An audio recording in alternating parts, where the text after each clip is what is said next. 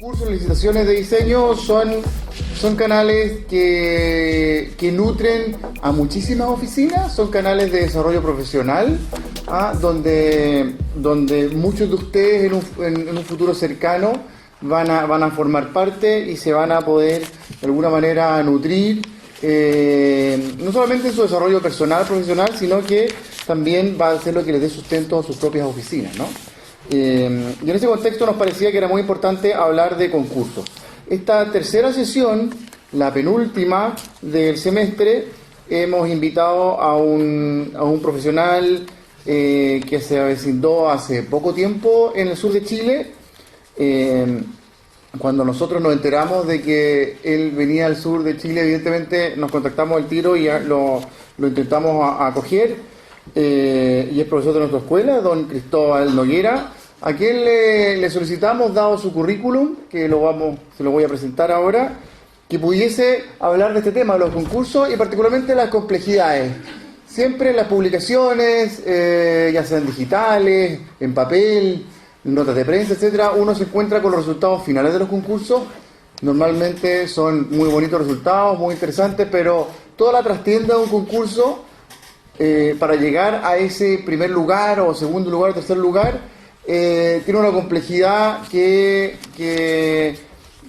normalmente se deja de lado y nos parecía que era muy importante y atingente a nosotros el poder discutir sobre ella y tener a alguien que fuese un profesional con experiencia en el área que pudiese exponer y explayarse sobre la misma.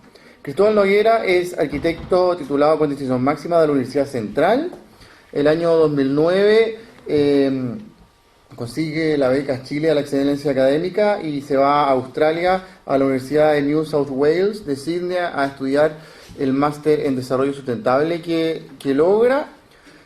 Antes de aquello trabajó para la oficina del Premio Nacional de Arquitectura don Juan Sabaj, donde se desplegó y desarrolló profundamente el desarrollo de edificios educacionales, institucionales e industriales, entre otros. Posteriormente forma MA Arquitectos Asociados, donde se dedica a la arquitectura, diseño y comunicación, y actualmente se dedica como arquitecto consultor independiente en todos los temas vinculados a la arquitectura, el medio ambiente construido y sustentabilidad, con proyectos en casi prácticamente todo Chile, todas las latitudes. En el ámbito académico, ha sido académico de la Universidad de Chile, de la Universidad Diego Portales y de nuestra universidad, la Universidad San Sebastián, donde él resulta ser de las personas que encabeza y coordina el diplomado en fachadas que se desarrolla en la sede de Santiago de nuestra universidad, y ahí comienza la conexión que después permite que el día de hoy lo tengamos como académico y además como coordinador del proyecto MESESUP de nuestra facultad. Así que, sin más, y atendiendo a lo relevante de nuestro invitado y nuestra charla, un aplauso para el profesor Cristóbal Noguera.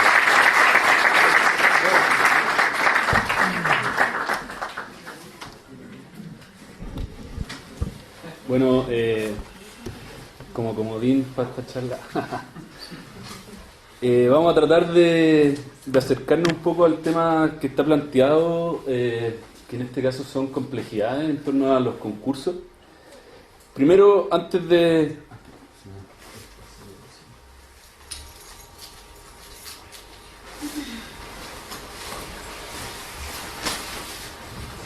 Primero quería explicarle un poco cuál es el acercamiento que he tenido a los concursos.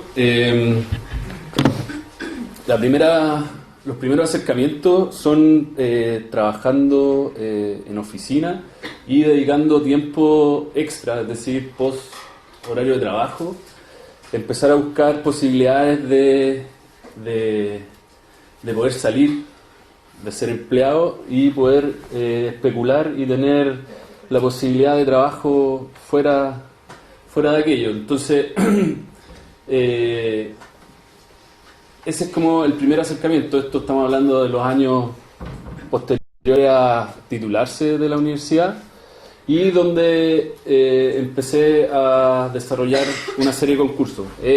La verdad, he participado en varios concursos, tanto a nivel público como a nivel privado, e incluso en otros ámbitos con esta oficina que tenía, donde desarrollábamos temas de montaje y de comunicación, y donde concursábamos en temas más ligados a eventos con una condición más pasajera. Yo le llamo a los concursos alterofilia arquitectónica. Alterofilia porque en esa condición de frustración que otorga el concurso de perder, uno lo único que hace es finalmente sacar músculo en torno a temas de arquitectura y muy pocas veces logra los objetivos. De hecho, me considero yeta para los concursos. He ganado 3 concursos, de los cuales uno nomás se ha ejecutado, que es un master plan, es decir, solo papel. Y los otros 2 concursos de edificios que he ganado, que los vamos a ver, no se han ejecutado.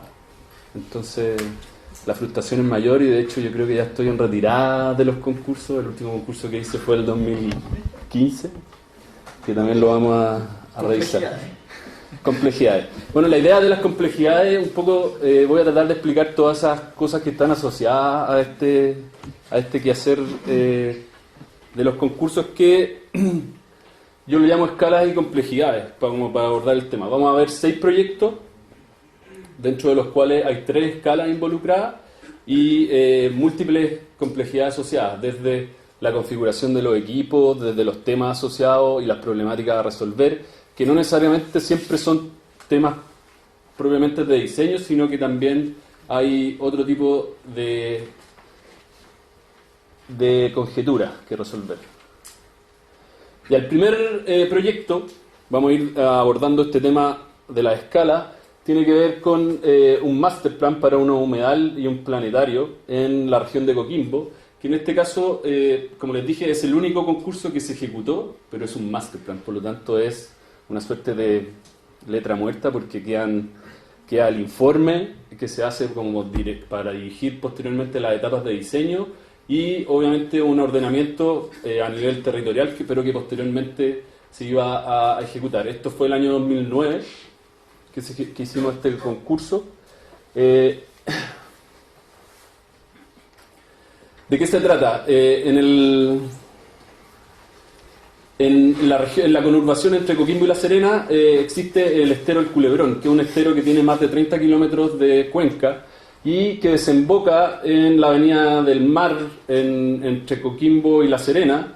Y obviamente este cauce de agua tiene un gran valor ecológico a lo largo de sus 30 kilómetros y más aún cuando conforma un humedal de borde costero en su llegada al mar. Por lo tanto, los requerimientos que planteaba el encargo en este caso era obviamente resolver esta porción de territorio que estaba asociada a la llegada del estero en esta zona, pero considerando obviamente todo el valor que esto traía desde el inicio del estero hasta su desembocadura. En ese sentido, este espacio es un espacio urbano que está completamente trabado por el desarrollo de la ciudad.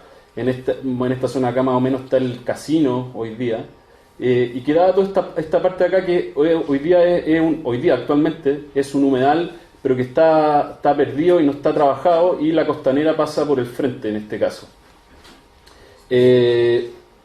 ¿Qué es lo que se planteaba dentro del marco de los proyectos bicentenarios? Esto estaba dentro del concepto de Parque de la Ciencia y la Cultura y la Tecnología. Y lo que se pedía era, obviamente, recuperar este humedal, y donde nosotros planteábamos una serie de estrategias que tenía que ver, obviamente, con relevar la ecología del lugar a partir de la recuperación del humedal y la propuesta de un parque urbano. Poner en valor también una intervención de bajo impacto a partir de los programas que estaban planteados y entregar un espacio público con una condición de habitabilidad de alto estándar. Esa es más o menos la condición del terreno con la cual nos encontramos, y que si hoy día ustedes visitan Coquimbo van a ver prácticamente lo mismo. Es un área de territorio que está en bastante malas condiciones. De hecho hay unos movimientos de árido en algunas zonas de la parte superior, y hay mucha contaminación de escombros, y finalmente hoy día es un terreno que está prácticamente botado y lo que se pretendía con este master plan era de alguna manera ver cómo articular esa recuperación de este borde. Hay que entender también que los humedales tienen un alto valor ecológico y son parte esencial también de las mitigaciones naturales frente a ciertos conflictos como pueden ser los maremotos u otras inclemencias climáticas. Entonces, en ese sentido, tiene mucho valor y obviamente dentro de la ecología que estaba planteando. El master plan consideraba una serie de áreas a recuperar en torno al humedal mismo. Ahí se puede reconocer lo que es la mancha de agua. Hay ciertos bordes que estaban planteados de áreas que no eran intervenidas, que son las que son más café en este caso, y el área verde planteaba un gran parque urbano con una serie de intervenciones y activaciones programáticas como miradores y pasarelas que podían integrar al visitante a esta zona. Y todo esto complementado por una zona de desarrollo de edificios donde estaba el planetario, el centro de biotecnología llamado Biotexa y el centro regional de humedales de la región. Un poco estas son las imágenes objetivos que se generaron para entender cómo se podía recuperar y darle vida a este territorio, proponiendo, como les decía, infraestructuras de paisaje para el avistamiento de pájaros, dado que los humedales son un gran elemento para realizar ese tipo de actividades. Posteriormente, en la esquina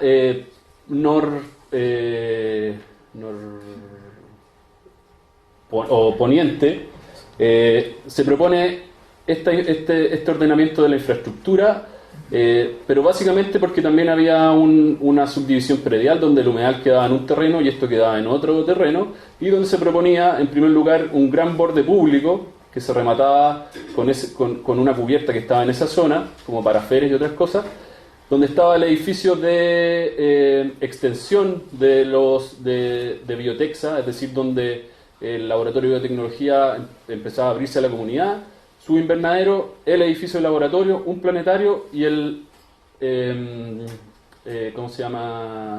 centro de humedales regional.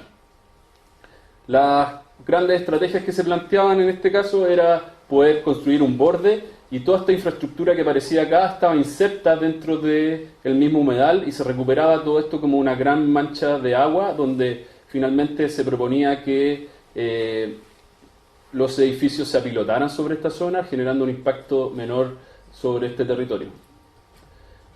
Estas son imágenes y resoluciones que están en el orden de un master plan. Las definiciones son bastante genéricas, no hay mayor diseño y solo se dejan ver ciertas decisiones que puedan finalmente comandar un posterior concurso o la realización de otro proyecto. Esa es un poco la visión. En este caso, después, porque todos los concursos que voy a mostrar hay dos equipos y en uno se mezclan de cierta manera los dos equipos. Este equipo era un equipo de gente que nos conocimos haciendo clases, un par de ellos en la Universidad de Chile y otros eran ex compañeros míos de Sabaj. Perdón. Ahí se pueden ver un poco las imágenes objetivos de lo que podría llegar a ser esta intervención de estos edificios y obviamente el planetario.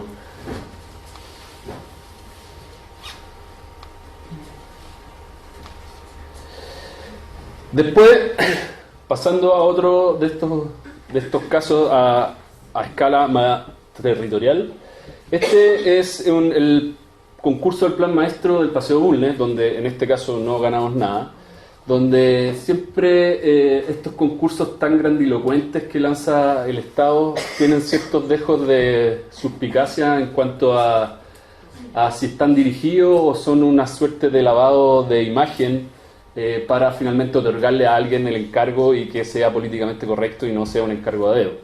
Siempre supimos que esto podía tener esta condición, pero surgió la posibilidad de participar con una oficina canadiense, que es esta, y ellos nos financiaron el concurso y nos pagaron por participar. Nosotros teníamos nuestras pegas, yo trabajaba en la universidad, tenía a la oficina, pero le dedicábamos tiempo extra a este concurso, pero lo bueno era que finalmente nos estaban pagando por hacer la pega y si ganábamos bien. Y dentro de este equipo claramente está el equipo canadiense, donde está toda esta gente de la parte inferior, y aquí mis 3 socios que después se van a repetir en otro de los concursos que vamos a ver. ¿Qué planteaba el concurso? El concurso planteaba la renovación del eje. Ahí al fondo donde está la bandera está la moneda, y este es el parque, ¿cómo se llama? Almagro, y planteaba la renovación del eje del Paseo Bulnes, donde se eliminaba, o ya se había eliminado, perdón, la famosa estatua, o sea, Llama de la Libertad, que de alguna manera era un bloqueo a este eje institucional, donde el plan original del Paseo Bulnes planteaba que a lo largo de todo este eje, rematando en la moneda, iban a estar los ministerios. Eso nunca se ejecutó. Y lo que buscaba este master plan era de alguna manera recuperar o poner en valor nuevamente esta condición como institucional del barrio cívico de la capital. ¿Qué planteaba el concurso? Hacerse cargo de este parque, que es el Parque Almagro, y del eje en su totalidad. ¿Qué planteábamos nosotros? Era finalmente intervenir el parque desde una perspectiva del paisajismo, básicamente, y rematar en un edificio que contenía el Pabellón de Chile, la Asamblea de las Culturas que nosotros proponíamos, es decir, era como una contraposición al poder cívico, y acá estaba como el poder de alguna manera de la gente o del pueblo y de las culturas originarias, y estaba la Asamblea de los Pueblos Originarios, el Pabellón de Chile, un mirador de Santiago y una plaza de encuentro. Obviamente esto enmarcado dentro de la intervención general de todo esto, donde había que proponer nuevos edificios, nuevos usos, y era un plan a gran escala. Al equipo de Santiago nos tocó básicamente resolver el remate de esto, y todo el resto, el remate y el parque, y todo el resto estaba resuelto por el equipo en Canadá.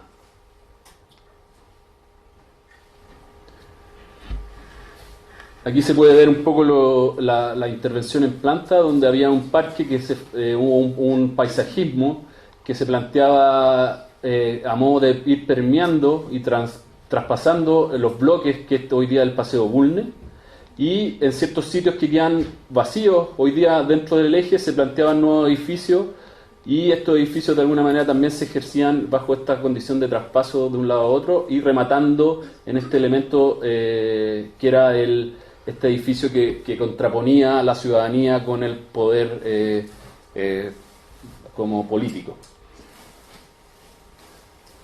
Aquí se pueden ver la condición de lo planteada para el eje Bulnes y la aparición de los nuevos programas, donde claramente la estrategia era lograr traspasar todo lo que sucedía en el espacio público del eje Bulnes a las manzanas aledañas.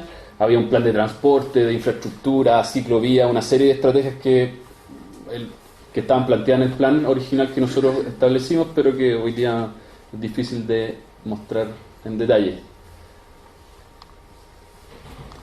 Y finalmente lo que nos tocó resolver a nosotros en el equipo de Santiago era este elemento, que era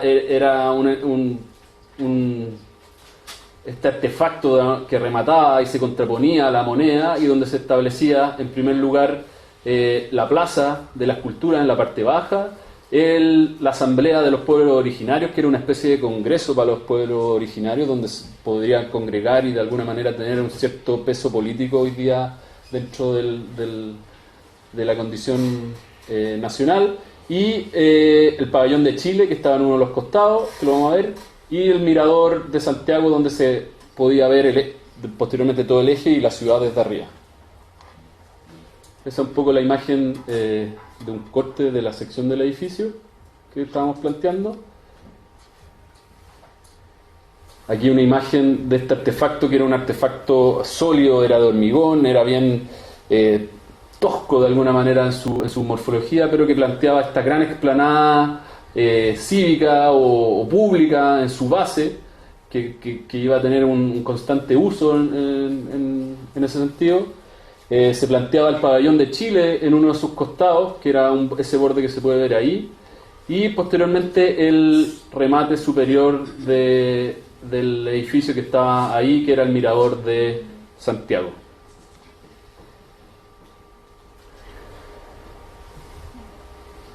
Ya. Claramente en el proyecto anterior las complejidades estaban puestas en la gran escala. En los dos anteriores eran la gran escala del territorio y las problemáticas a nivel urbano. Y ya en este caso, que es este es un proyecto para ampliación de un mall. Era un concurso privado donde se nos invitó a participar y ellos le llamaban el nuevo Boulevard Sofri. No sé si alguien ha estado en Iquique. En Iquique está la Sofri, que es una especie de mall, y se pedía una ampliación eran cerca de 20.000 metros cuadrados, pero lo que pedía el concurso finalmente era cómo replantear tal vez esta condición del mall que todos conocemos como esta caja hermética sin relación articulada con el exterior, y cómo se podía desarrollar una propuesta en torno a eso. En este concurso obtuvimos el primer lugar. Finalmente, dentro de las bases y los términos de referencia, no era una de las cláusulas decía que ellos podían entregarle el proyecto a otra persona para desarrollarlo, y eso sucedió y terminó ejecutando el proyecto una oficina que se dedica a desarrollar centros comerciales a lo largo de Chile. Nuevamente, solo sirvió para sacar músculo. Aquí la problemática tenía que ver, obviamente, o la complejidad estaba dada por entender el problema, un problema comercial que estaba asociado a las circulaciones y a generar fachadas comerciales, pero también existía una gran problemática que tenía que ver con el clima y de cómo de alguna manera nosotros podíamos replantear la condición del mall a partir del clima. En ese sentido, obviamente empezamos a estudiar ciertas referencias, el tema de la sombra, las texturas, y de cómo los espacios intermedios eran relevantes en su condición de habitabilidad para esta zona, y se plantearon una serie de estrategias que iban por generar esta cubierta, que unificaba el proyecto por un lado, pero que generaba sombra. Era el elemento de control climático también, que nos permitiría ventilar y asociar espacios intermedios bajo este elemento. También había esta condición de espacio intermedio y que empezaba a establecer una fluidez del recorrido, y a su vez la contención de estos exteriores a partir de unas plazas que se generaban en torno a los volúmenes programados. Son las estrategias como de control climático a partir del esquema, o la estrategia principal del proyecto. Y el proyecto planteaba etapas de desarrollo, que era parte también de las complejidades. A nosotros se nos pedía que primero generáramos esa etapa de desarrollo, que era esta franja que está acá, con lo cual había que resolver una fachada propiamente tal para esa primera etapa, y posteriormente articular una segunda etapa, que era esto que estaba acá, y esta zona que se plantea en este borde de aquí. Todo esto era en un segundo nivel, porque el primer nivel había que mantenerlo como estacionamiento, como se puede ver en esa planta. Ahí hay una planta general del contexto. Aquí está el mall original, aquí hay como una carpa, unas estructuras ténsiles que hoy día están en el mall de la Sofri, y todos los galpones que la constituyen. Bueno, esto es mucho más extenso en general, la Sofri es mucho más que esto, pero esto es como la parte más comercial o más mall del proyecto. Y esto era lo que constituía la propuesta nuestra en todas sus etapas y como se puede ver en el esquema. Aquí claramente también la complejidad estaba en poder convencer al directorio de la Sofri de cambiar este concepto como de mall, de caja cerrada, versus empezar a entender esto como un bulevar y como un espacio público abierto y esta condición de espacio intermedio. Claramente también acá la estrategia para poder generar esta primera fachada en la primera etapa estaba por separar el volumen claramente y empezar a generar estos puentes, y donde en su totalidad la primera etapa planteaba toda esta batería que eran restaurantes contra la fachada que hoy día existe en el mall, y posteriormente un desarrollo de un bulevar con algunas tiendas y unas plazas en esos puntos y unos cines en este cabezal de esta placa que estaba acá. Aquí algunos dibujos técnicos para que también todo esto es material que se genera para el mismo concurso, no es material posterior, sino que es parte de la entrega y como para ver también el nivel de desarrollo y tecnicismo que implica cómo se aborda un concurso y que es distinto a concursos que vamos a ver después, que son concursos también del ámbito público, donde tal vez vender una idea o una estrategia ganadora pasa a ser más relevante que el desarrollo tan técnico del proyecto como podría ser en este caso. Secciones donde se puede ver la aparición de la envolvente esta pantalla que envuelve y cobija los programas que se desarrollan bajo esto, generando esta condición de espacio intermedio. Imágenes de cómo se iba a desarrollar este interior. Acá está esta conexión entre la primera etapa y esta barra de restaurantes que se desarrollaba y posteriormente el traspaso hacia el otro lugar. Estos puentes que aparecían conectando estas dos condiciones, todo sombreado por esta especie de celosía horizontal, y en estos casos como ese plano bajaba también para controlar ciertas condiciones de sol en otros espacios. Finalmente las fachadas. Esta correspondía a la fachada de primera etapa, que después la vamos a ver en una imagen, y esta sería la fachada de la segunda etapa, segunda y tercera, porque este volumen era la tercera y ese era el segundo. Y debajo aparecía nuevamente el ¿cómo se llama? El estacionamiento. Desarrollo técnico, o sea, de detalles, zonas, una tipología como del restaurante, tipologías de espacios públicos, detalles, medidas, o sea, el nivel de resolución, detalles de grada, escalera, núcleo, o sea, de alguna manera los términos de referencia que estaban planteados en este concurso pedían un nivel de desarrollo a este nivel, con lo cual claramente el trabajo asociado era bastante grande y con el riesgo de perder y solo generar músculo. Obviamente temas de presupuesto también, que es parte de las complejidades que están asociadas al proyecto y a la entrega en muchos casos, pero en este caso de manera más evidente. Ahí se puede ver una imagen del proyecto en primera etapa, una maqueta virtual del complejo en su totalidad, algunos interiores donde se planteaban una especie de laguna como interiores donde se interactuaba y una visión nocturna de lo que podía terminar siendo el proyecto. Claramente no se ejecutó el proyecto. ¿Pero se ejecutó otro? Entiendo que sí, yo no he ido, la verdad, hace muchos años a Iquique, pero entiendo que lo último que supimos es que se le había entregado a los grandes desarrolladores de moles. ¿A Mieni? No me acuerdo quién eran, pero era gente que había desarrollado los Mall Plaza y todo esto. Quise incorporar este y el siguiente proyecto, dado que a mi juicio son proyectos que estaban bastante interesantes en su planteamiento, pero que tampoco logramos ningún premio. En este caso, este es un proyecto del año 2014, que es la Biblioteca Regional de Magallanes y el Archivo Regional también para la DIVAM. El proyecto se planteaba en una manzana de Punta Arenas, donde había un edificio que era la ex cárcel de Punta Arenas y el edificio de Gendarmería y Carabineros. Dentro de lo que se nos entregaba como antecedente era esta la manzana a intervenir, donde ahí la sección punteada eran zonas blandas o de edificios sin ningún valor, donde claramente nosotros determinábamos es la condición patrimonial de estas piezas, que era este volumen, que era la comisaría, el edificio de gendarmería y la ex cárcel y el patio de fusilamiento existente.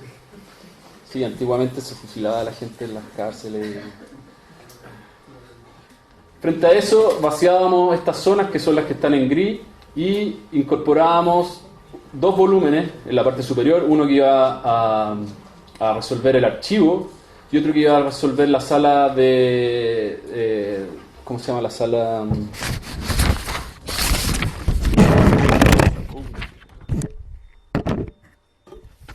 Les cuento al tiro qué sala era.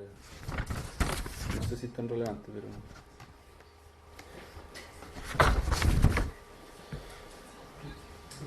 Bueno, da lo mismo. Era la sala de consulta específica de la biblioteca. Entonces lo que definíamos nosotros era que todo el tema que tenía que ver con oficina y extensión iba a estar asociada a estas piezas que son los volúmenes de alguna manera que tenían un cierto valor por la fachada hacia las calles, pero que la pieza a conservar patrimonialmente era la ex cárcel, por lo cual el hecho de liberarla nos permitía reconocer sus fachadas, entregarle valor. El patio de fusilamiento no se podía eliminar porque era una pieza patrimonial declarada, y las estrategias que definíamos era crear un gran espacio público que fuese la condición amarilla, que actuara como de hall y extensión del proyecto, incorporando estas dos piezas elevadas, liberando la primera planta y incorporando la estructura superior, en este caso que iba a soportar finalmente o iba a permitir darle soporte a estas cajas que estábamos viendo acá, y obviamente todo articulado por una gran cubierta que se vio en la imagen anterior. Estos son los esquemas de estructura y materialidad que se desarrollaron, donde se ve también cómo se articula esta estructura. Esta estructura era una estructura laminada de poste y viga que hacía referencia a los sistemas constructivos locales o que uno puede ver en los antiguos galpones en Magallanes, y era madera laminada de lenga, en este caso decidíamos, y también se despejaba la fachada de la cárcel con su material original, que era un ladrillo, y obviamente todo unificado por esa cubierta. También había que entender una condición climática del edificio. En este caso proponíamos un edificio que no fuese climatizado en su totalidad, sino que esta condición de espacio público que queríamos entregar a la ciudad, dadas las condiciones climáticas, de temperatura y todo eso, nos permitían solo climatizar las zonas de la biblioteca que estaban asociadas al edificio de la cárcel que estaba acá, esta zona de acá que era la zona de consulta.